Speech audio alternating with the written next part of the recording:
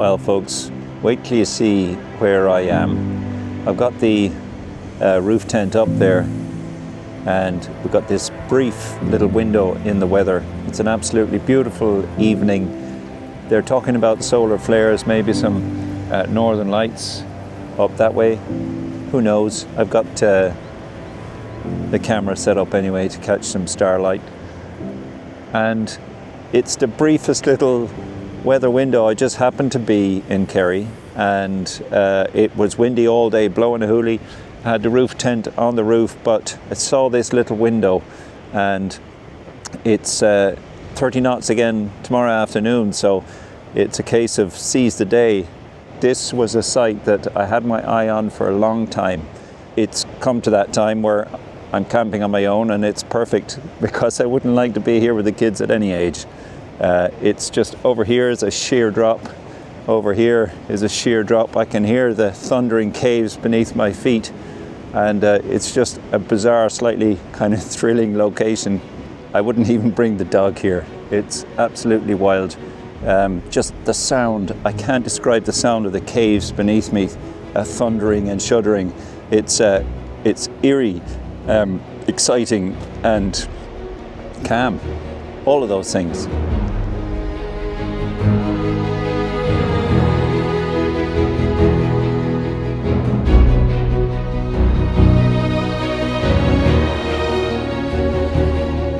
Here's a question. How far would you go to be here? We need to talk about overlanding, wild camping, car camping and off-roading in Ireland, our environment, our right to roam, and why it all matters. So let's talk.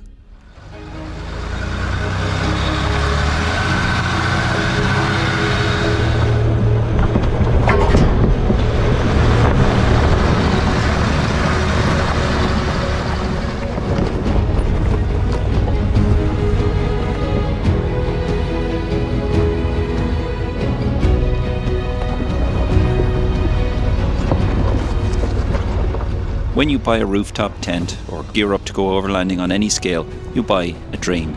This video here will probably come pretty close to that dream for most. Wild horizons, wilderness and solitude. This video will prove that this dream is real.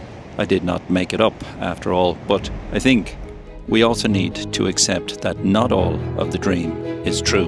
Not in Ireland for now, at least.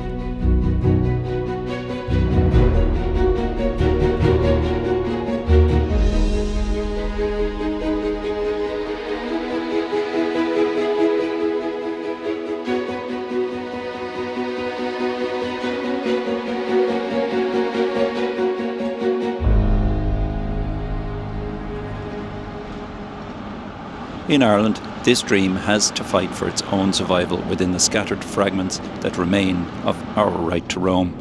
But it does survive. The Network Camping series is here to prove this. The dream itself is amazing. The dream is sleep beneath the stars with only the ruffle of canvas and the sound of the sea to sleep to. You can find this, and in this series I have found this time and time again. But in Ireland, you have to realise that this dream is pinned down on all sides by both adverse weather, adverse behaviours, and the entire land ownership model.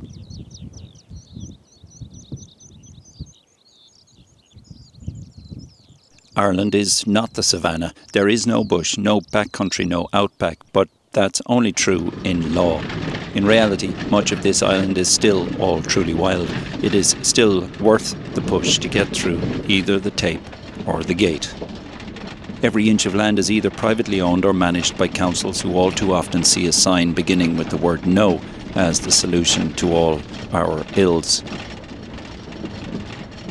No will stop litter, no will stop entry, no will stop campers, no will stop antisocial behaviour, no, it won't.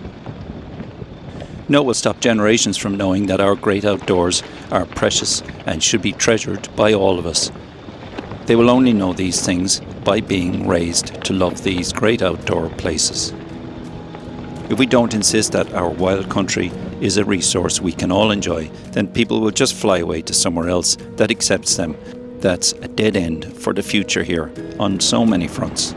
Finding a place like this is rare It took countless scrolls across the screen on Google Maps to find which of all these little roads did not lead to a gate or a sign that said no. But I think it's important to see that this hunt is part of the fun.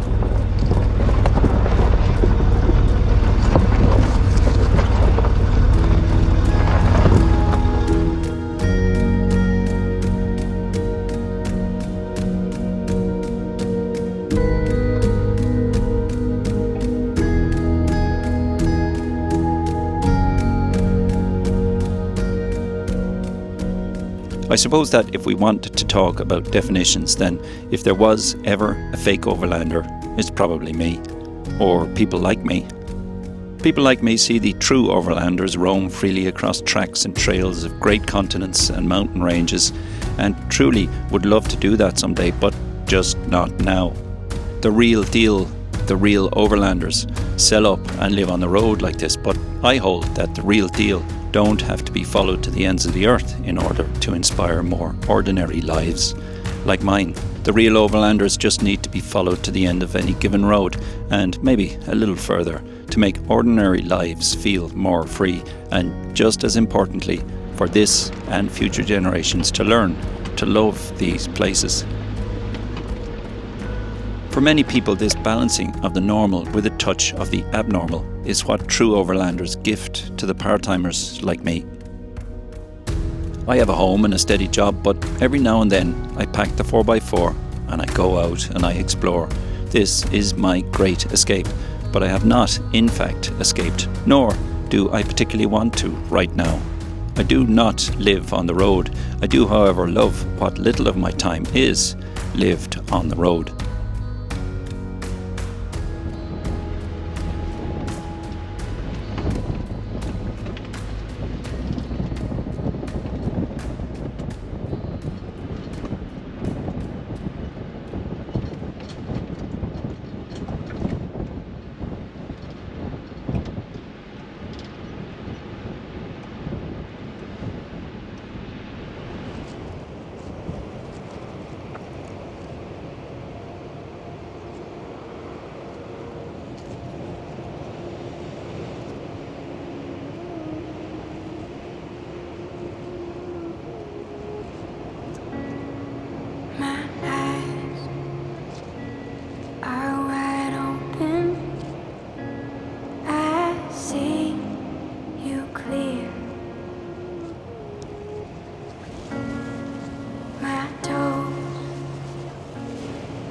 The same floor our world has been shaken on.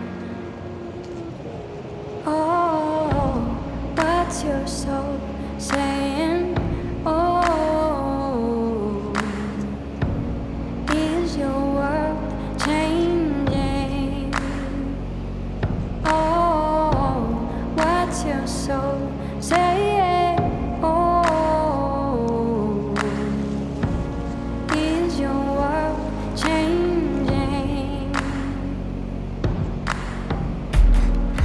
Your face tells me always things your mouth often spares, and I hope you know I do what it takes to bring joy to your day. I find I have little interest in camping on a campsite. A canvas housing estate is just not my kind of escape. I am not alone in this. Here in the Network Camping series, I have traditionally camped where I know or have managed to find and then ask the owner. I found many places just by asking among my network of friends, hence the name of this series. However, I could not find the owner of this land. I have in other episodes published extensive advice on how to beach camp in Ireland, expanding on where it is allowed and bylaws that relate and allow this. This advice is contained in episode 12 and 14 of the Network Camping series. I have also looked at pier camping as a viable off-season solution, but this camp was very different. I have tried to find online who owns this place, and the closest answer I can get is that it's what is known in Ireland as commonage, meaning land with multiple owners. That probably means access that will be lost just as soon as the inevitable 1 in 100 fool comes along and makes a mess of this place for everyone. My solution to this was simple though. Arrive late, leave no trace, and leave early. What people don't know won't bother them. Setting up this Howling Moon roof tent is truly very easy, especially without the annex, which I use with the kids, so that they have somewhere to go if it rains. First, securing straps come off, then the weather cover unzips, unclip the straps that hold it closed, grab the ladder and fold it up. All that remains is to put the poles in the fly sheets and tie down the right side. Tent pegs would normally be used, but here I just tie it to the ladder and strap the ladder to the wheel.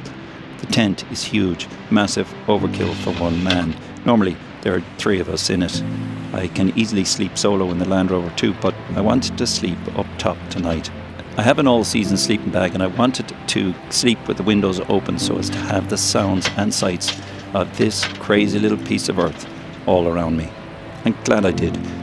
The silver moon setting over the rollers crashing into the cliffs under that vast and wide Atlantic horizon completed a very humbling scene overnight.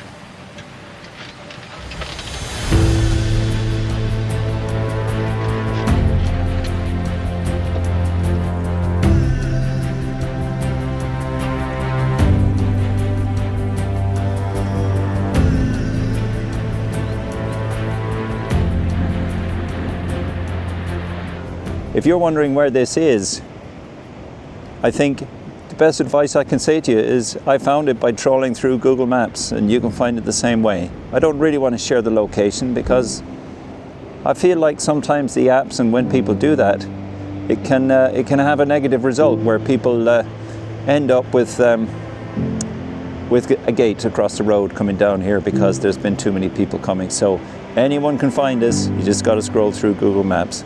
But let me tell you, what a spot.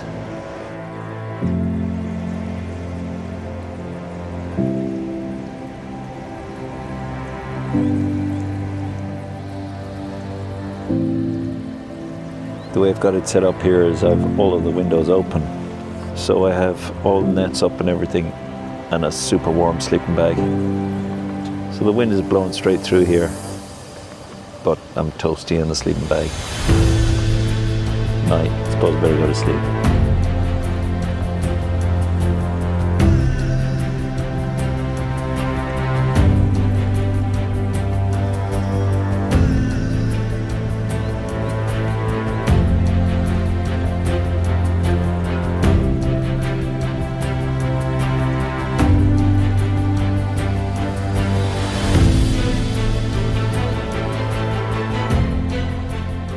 Despite the recent solar flares, the northern lights never appeared. Although I think the hours of darkness were so short, it would have been hard enough to catch anyway. This close to Midsummer's Night, the sun rose not far from where it had set.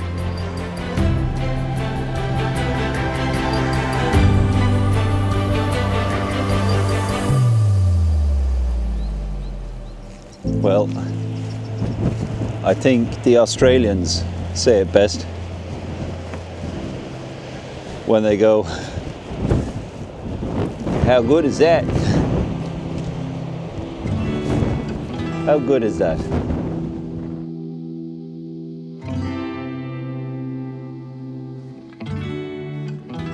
I love my little overlanding windows in time that bring me that balance of the open road back into the stability that I choose for my family in this current chapter. There is a problem in all this though. In the same way as Airbnb can at first seem to be a gift, it can in the end take more than it gives to those outside the circle of its benefit. To those who do not appreciate this kind of excursion, let's flatter my trip and call it overlanding. To those outside this circle, it is an intrusion. To them, I am an intrusion. A hiker might say so, a farmer might do so too. Mother Nature herself may raise a cautious eyebrow as she watches to see if I am the type to tread lightly or leave no trace. Conversely, the true roamers who roam along our wild Atlantic way will make it up as they go along. Finding a footing where they can, they will thrive on that edge, and there's nothing wrong with that. In fact, I admire it until that is, the locations they find are shared online, only to be followed then by too many more. Pretty soon after such an online share, there will be a constant train of visitors popping a tent or parking a van in that shared location. Of the next 100 visitors, one will make the noise, scorch the ground, leave litter, leave the beaten track and scar the ground beyond all reason. Pretty soon, the other users will rise against his behaviour with ease, because in this country, the upper hand is theirs by default. The next 100 visitors will, instead of finding this camp, find a gate, a lock, a sign saying no, a sign that yet another freedom is lost on this island. My solution to all this is simple though. I will not show you where I found this camp. I will show you this camp instead as an example of what you can find if you search. This is what you can find.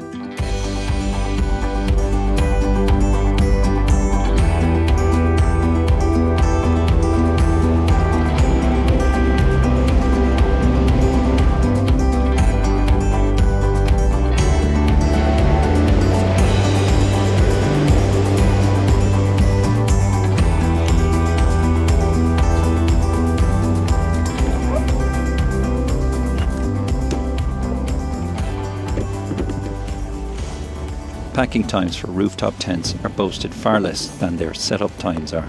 Up on the roof, it can be a stretch. I'm 6'3", which helps, but in the wind, it can be hard. Parking with the wind from the left side of my vehicle so that the loose canvas is blown inbound is helpful in this. Most often at this latitude, rooftop tents will be popped far more often than they will be slept in, because they need to be aired if stowed away when wet. Mould is the death of these tents. On this occasion though, it went very nicely. It stowed away both dry and easy. With it packed away before the rising winds, I could relax and take my time for breakfast.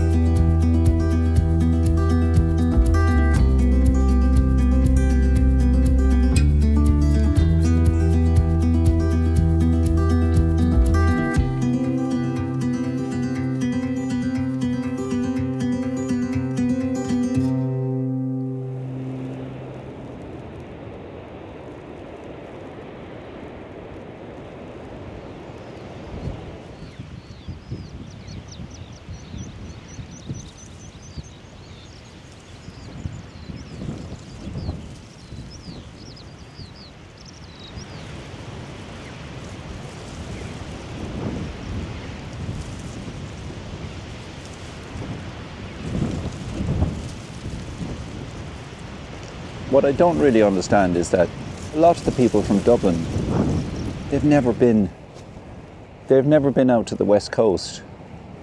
And, you know, while I say I don't understand it, I kind of also do, because you can get to Faro for half the price of 3 days in Kerry if you're staying in a hotel with a family of 4.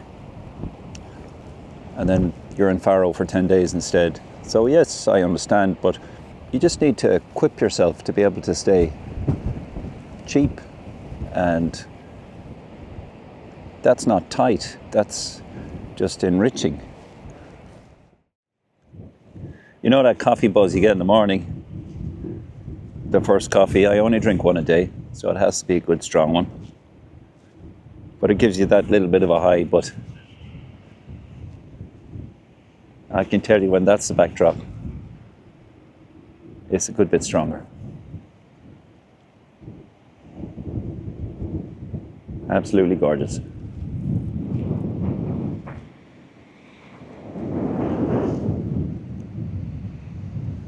Absolutely gorgeous.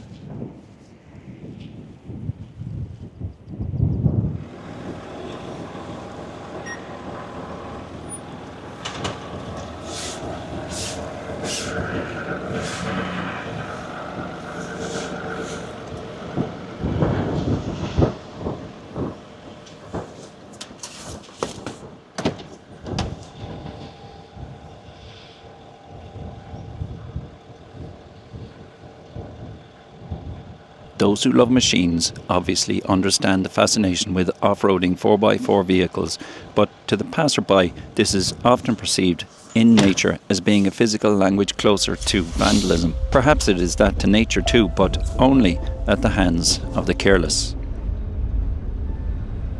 The fascination with machines is no less valid than a fascination with nature. There is no inherent ranking of righteousness in modern human existence between one and the other. We depend utterly on machines as much as we depend on clothes or food. It would be false to forget that along with all the others, the people who have a passion for machines bring modern life into being. Without them, you would not be here. Just because you feel happiest and truer to yourself heading into nature on foot does not mean your trip was inherently more valid than the next man who approaches the same goal by machine, just as long as neither will cause undue harm. Both must tread lightly, both should leave no trace, inasmuch as is reasonable. To say otherwise is to say that to go to sea in any other way than swimming is less valid. But yet, there is so often a gate.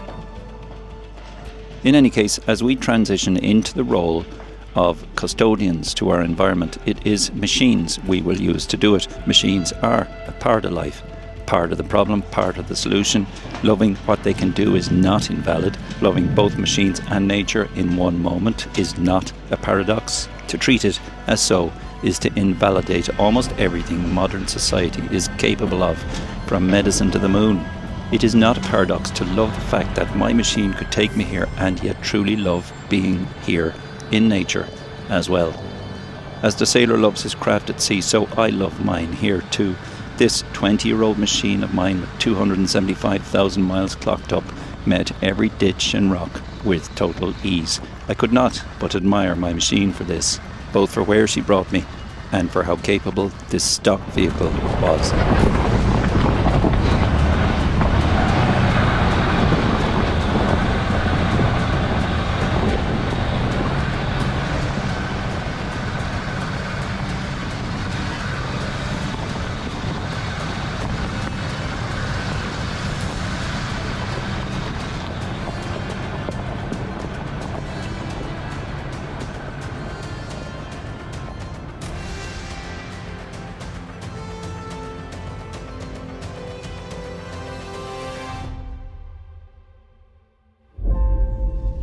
So it's the evening after the camp, and everything has come true about that ridge of high pressure that was travelling across the country last night. I got to 7 knots last night when I was setting up the tent. Come the morning, it was getting a little bit windy in the mid-teens there, and it was forecast to go 30 knots. It's over 30 knots today, this evening now, and lashing rain. So makes me happier than ever that I took the chance while I had it to get out there and finally camp on that spot. I've been watching that spot for years. My wife is from this area, so I come down here a lot. But it's not the sort of place where you want to have a crowd of people trying to camp down there. It's not the place for a barbecue and a couple of beers. I wouldn't even bring the dog down there, not for camping anyway. So, you know, it's a remote location. It's wonderful. It's amazing. But last night the wave height was 2 meters, and even at that, you can see in the drone footage how the waves are breaking all the way up on the headland. Because of the shape of the rocks, they slope down into the sea, so the waves just carry on up. And it's, you know, there's a 6 meter wave height there tonight. So, I mean, that would not be the night for it now, with an offshore wind and a 6 meter wave height crashing up onto the end of it.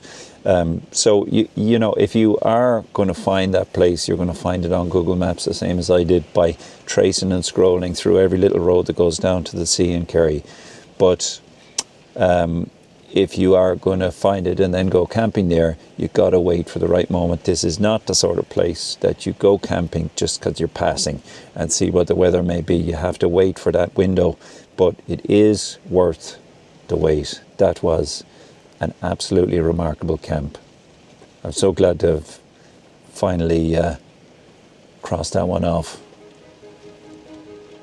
Yeah, it was spectacular.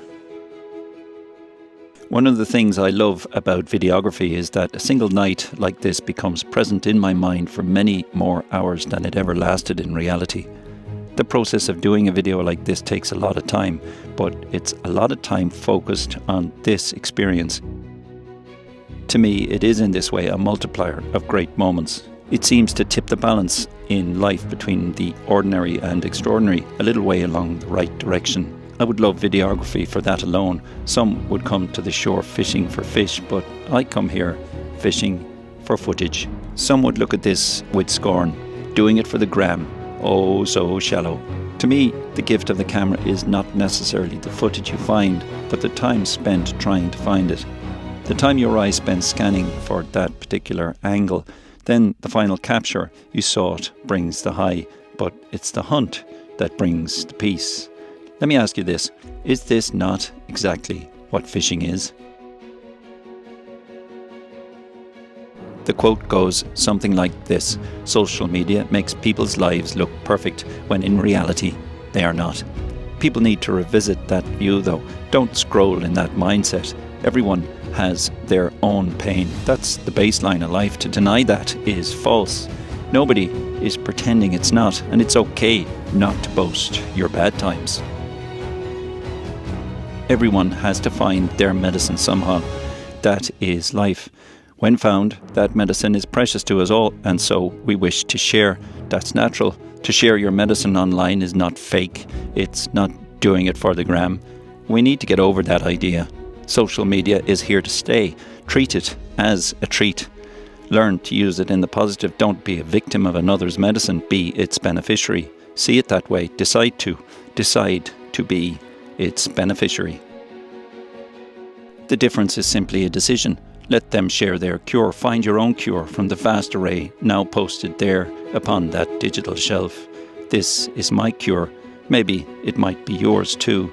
I certainly found inspiration for my cure on that digital shelf. If the things that cheer me up are doing it for the gram, so be it. Call it what you will, but it doesn't change what it is.